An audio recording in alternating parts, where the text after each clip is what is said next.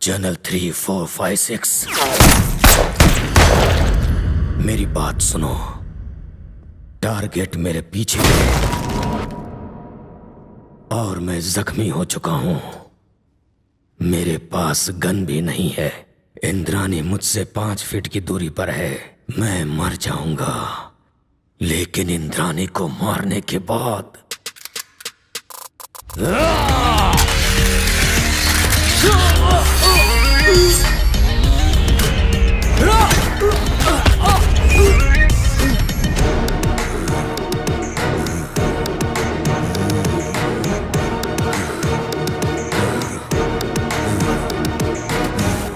किसने भेजा? रंजीत ने, आदित्य भंडारी का बेटा। कंपनी का मालिक बनने की लालच में उसी ने तुम्हारे बेटे को मरवाया, लेकिन लोगों को लगा कि वो एक एक्सीडेंट है। तेरा बेटा मोहन नर्क में बहुत अकेलापन महसूस कर रहा है। जाके उसे कंपनी दे। अरे अब खुशियां मना, खुशियां। तेरी पत्नी को भी तेरे पास भेज रहा हूँ, ताकि तुझे अकेलापन महसूस ना हो। वहां जाके रिंगर रिंगर रोजेस खेलना, और तेरी कंपनी मैं संभाल लूंगा, क्योंकि उस सीईओ की चेयर को पाना ही मेरा सपना है।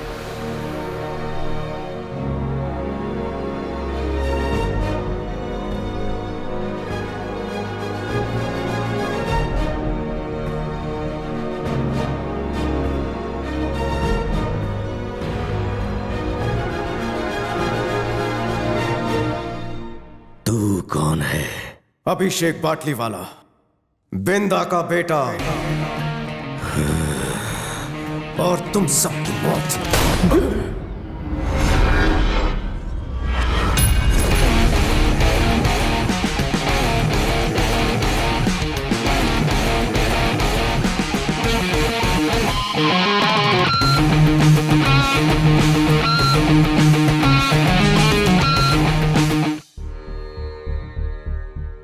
हथियार बनाने के लिए जरूरत होती है मजबूत हाथों की, एक अनोखी सोच की, अपने अंदर छुपे अहंकार की। लेकिन तबाही तब मचती है जब कहीं अन्याय होता है। मैंने भगवान से प्रार्थना की, उनके सामने रोई गिड़गिड़ाई कि क्या मेरे पति और बेटे के हत्यारों को सजा नहीं मिलेगी। मैंने भगवान से तड़प कर सवाल किया, क्या गलती थी उन दोनों की। जवाब मिला, पाप की उम्र लंबी नहीं होती। अभिषेक बाटलीवाला हर अन्याय का बदला लेगा, जलाकर राख कर देगा वो सभी जालिमों को। वो फौलाद है, वन मैन आर्मी। जिन पापियों ने मेरे सुहाग को उजाड़ दिया, जिन दरिंदों ने मेरी गोद को सूना कर दिया, उन्हें खून के आंसू रुलाने और मुझ पर जो अन्याय अत्याचार हुआ है उसका बदला लेने के लिए वो आ गया है। मेरे लिए ढाल और दुश्मनों के लिए हथियार बनकर आया है वो। जानलेवा खतरनाक हथियार।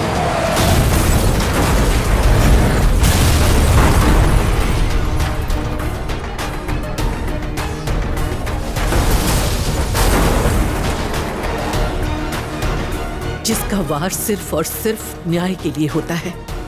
न्याय के लिए किसी को मारना धर्म है, और वो अपने इस धर्म का पूरी तरह से पालन कर रहा है।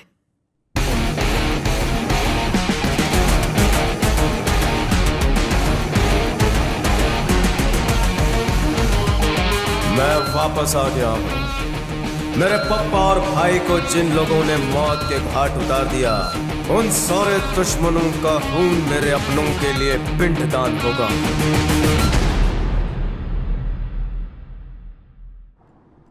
आदित्य भंडारी तुम्हारे पिता के साथ 25 सालों तक घूमता रहा,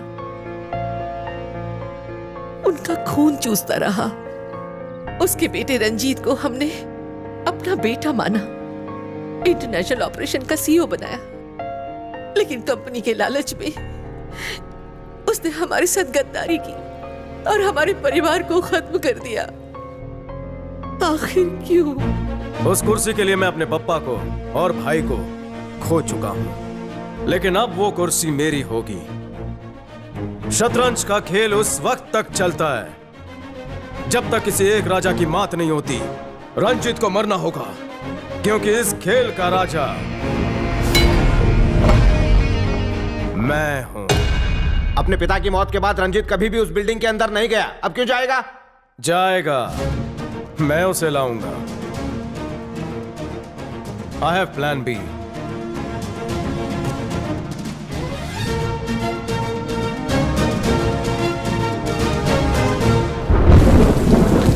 सर, ये बॉडीज अब सड़ने लगी। 3 दिन हो गए एक्सीडेंट हुए, लेकिन इन्हें क्लेम करने अब तक कोई नहीं आया। ये एक्सीडेंट में नहीं मारे गए रवि, ये मर्डर को एक्सीडेंट दिखाने की कोशिश है। आप ऐसा क्यों कह रहे हैं सर? एक्सीडेंट तो सिर्फ दिखावा है। मैं ये जानना चाहता हूँ कि उन्हें कैसे मारा गया। चलो। Yes sir, let's go.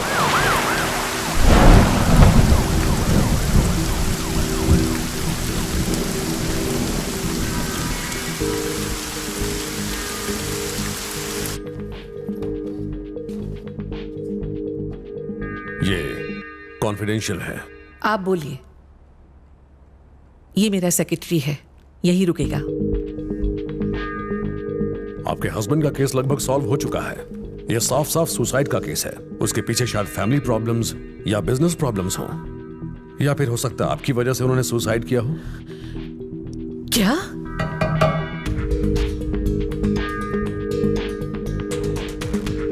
और जहां तक आपके बेटे की बात है, तो वो एक एक्सीडेंट ही था।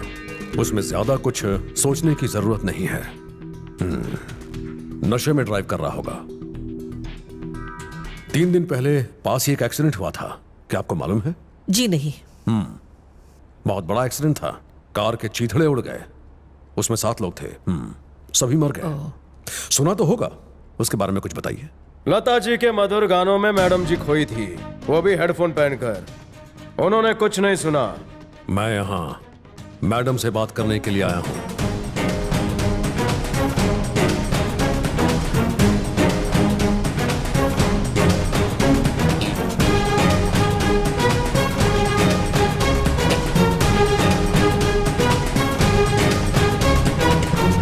मैडम ने तुम्हें बिना दाग वाली कुर्सी दी और तुम उनके ही चरित्र पर दाग लगा रहे हो। तुम्हें पता भी है तुम किससे बात कर रहे हो?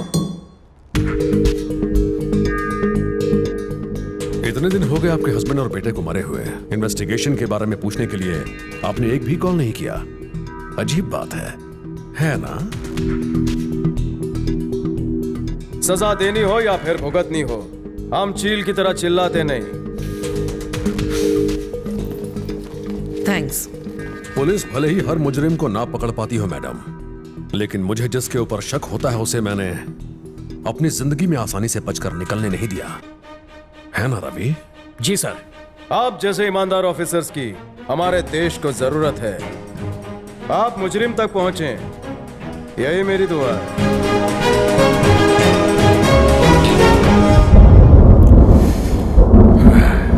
शीला, अंदर कॉफी भेजो। आपने मुझे रोक लिया सर, वरना उस बदतमीज को ऐसा मजा चखाता कि वो याद रखता।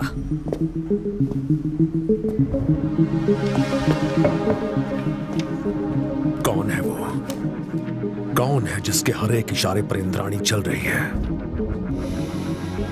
कौन है वो? आखिर कौन है जो हमें इशारों में धमकी दे रहा है? तुमने उसे अच्छी तरह से देखा था? उसका दबदबा जैसे पूरे कमरे में था। जब वो गुस्से में आया तो कमरे में गर्मी बढ़नी शुरू हो गई। मेरा दम घुटने लगा था। तुम्हारे सवाल से शुरू करते हैं। वो लड़का कौन है? या सवाल को थोड़ा सा घुमा देते हैं, वो लड़का है कौन? बमन बाटलीवाला यानी बिंदा, मिडिल क्लास से आया हुआ एक आदमी जो बड़े सपने देखता था। उसने अपने 4 दोस्तों के साथ मिलकर एक बिजनेस शुरू किया। उसने लेट 70s के उस वक्त में सबसे प्रॉफिटेबल फार्मा बिजनेस की शुरुआत की। उस वक्त अफ्रीकन कंट्रीज में टीबी वैक्सीन की बहुत ज्यादा डिमांड थी। उसने 40 लाख में वैक्सीन का पेटेंट खरीद लिया और सस्ते इलाके में फैक्ट्री के लिए कौड़ियों के मोल जमीन भी खरीद ली। लेकिन वहां के एमएलए ने धमकी देकर उससे पैसे निकलवाने की कोशिश की। आपकी फैक्ट्री से जो धुआं निकलता है वो धुआं नहीं, जहर है। पीने का पानी जहरीला होता जा रहा है। तुम्हारा अगर एक भी आदमी गांव में दिखा तो कसाई से उनके 4 टुकड़े करवा के शेर को खिला दूंगा। मेरा नाम सुख छीन है, लोगों के सुख छीनता हूं। बिंदा, टाइम बर्बाद मत कर। इसको प्रॉफिट में से 20% दे दे। ये 50 मांग रहा था, मैंने 20 में डील फाइनल की है। मेरी बात समझ, मैं कंपनी के भले के लिए बोल रहा हूं। मैं कोई गलत काम नहीं कर रहा, बिजनेस कर रहा हूं। ओपनिंग सेरेमनी का कार्ड भेजता हूं, आके चाय पानी लेकर जाना।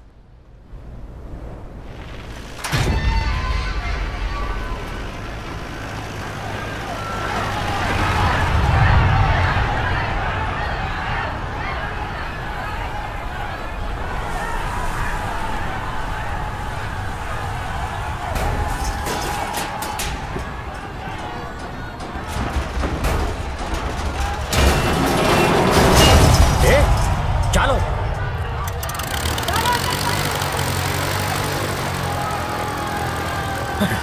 फास्टर फास्टर, अरे आओ नहीं, जल्दी हालो हालो जल्दी। मालो जल्दी, तो भारी नक्शा देखो। गोली मार देगा वो। बक्सर फेंक दो जल्दी। जल्दी जल्दी, प्लेन रोक।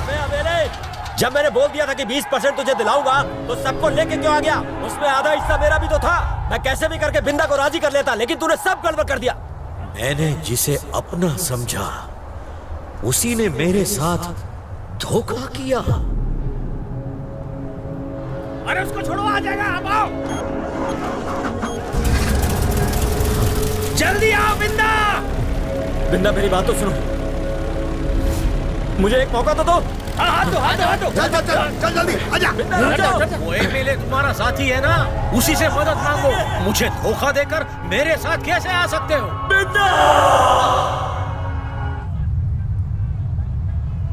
रुक जा।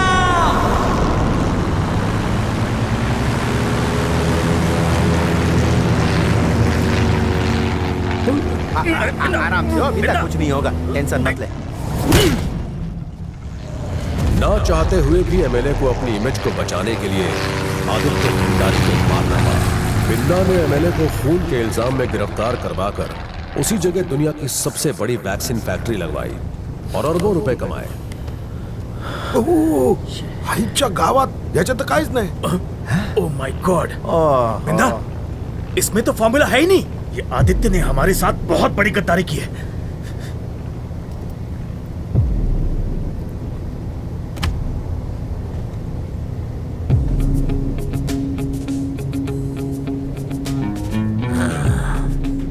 ये है मेरा प्लान बी। उसी वक्त के बाद आदित्य और इन लोगों के बीच मुझे कोई अंतर नजर नहीं आ रहा था। इनका असली रंग मेरी आंखों के सामने आने लगा और अचानक मैं अकेला फील करने लगा। रवि, मुझे इस केस की डिटेल में इन्वेस्टिगेशन करनी पड़ेगी। मुझे ये बताओ कि ये कौन है? बिंदा की पहली वाइफ कावेरी। उसने इसे छोड़ दिया था? नहीं सर, वो लोग बाली में हॉलिडे मनाने गए थे। तब अचानक एक लोकल माफिया वहां घुस आया और उसने गोलियां चलाई। इस फायरिंग में कावेरी मारी गई। इस वाकये के 7 साल बाद बिंदा ने दूसरी शादी कर ली। उनका एक ही बेटा था, मोहन बाटलीवाला। उसकी भी कार एक्सीडेंट में उसी दिन मौत हो गई जिस दिन बिंदा की हुई। मतलब बिंदा का कोई वारिस नहीं है। एबी ग्रुप ऑफ कंपनीज अनाथ हो चुकी है। और ये लड़का कौन है जो इंद्राणी के पीछे खड़ा था? बिंदा की लाइफ अब एक खुली किताब की तरह सामने आ रही है, जिसके बीच के पन्ने लगता है गायब हैं। मुझे इस कहानी की कड़ियों को जोड़ना पड़ेगा।